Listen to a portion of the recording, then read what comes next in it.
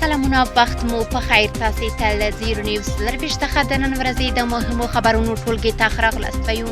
نن جمعه ده د 1404 هجري لمریز کال د سنبلې 14مه چې د 2025 زیږدیز کال د سپټمبر له 5مې سره برابره ده. زه شبنم وزیری یم او تاسې ته له زیرو نیوز لرویشت څخه سپورټي خبرونه وړاندې کوم. افغان کرکټ ملي لوبډله د متحده عربي اماراتو پر وړاندې د لوبې ډګر ته ښکته کیږي. پچه افغان لوبډلې ګټلې او د توپ وهنې پریکړې کړې ده. افغان لوبډلې له دې وړاندې خپله یوه لوبه د متحده عربي اماراتو پر وړاندې وګټله. له دې سره افغان لوبډله یوه ماتې او 2 بریاوې له ځان سره لري. اوس به ولیدل شي چې آیا درېیمه بریا هم خپلولی شي که نه.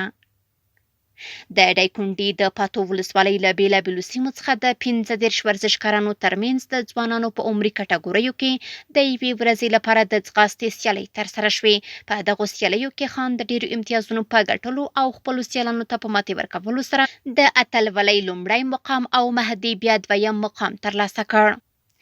غزني کې د لومړي ځل لپاره د سویل ختیځ زون سوک وهنې سیالۍ د هېواد له 7 ولایتونو څخه د 140 ورزشکارانو ترمنځ د 2 ورځو لپاره پیل شوې.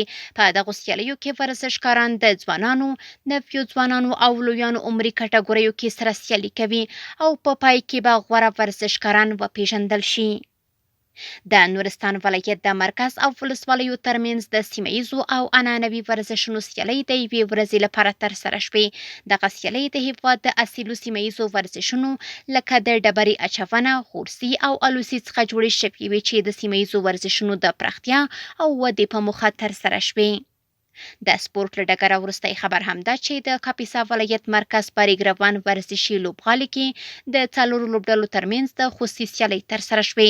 د یادو سیالیو په پایله کې د استاد شاپور کوهستاني لوبډلې لومړی او د استاد پرویز لوبډلې 2یم مقام خپل کړ. سپورټي خبرونه هم دومره وو. په خپل رسنیو باندې فیسبوک، انسټاګرام، ایکس پخوانی ټویټر، یوټیوب او ټیک ټاک زموږ خبرونه خوښوي او موږ تعقیب کړئ. ادرس یې زیرو نیوز 24 تر 7 خبرونه د الله په امان.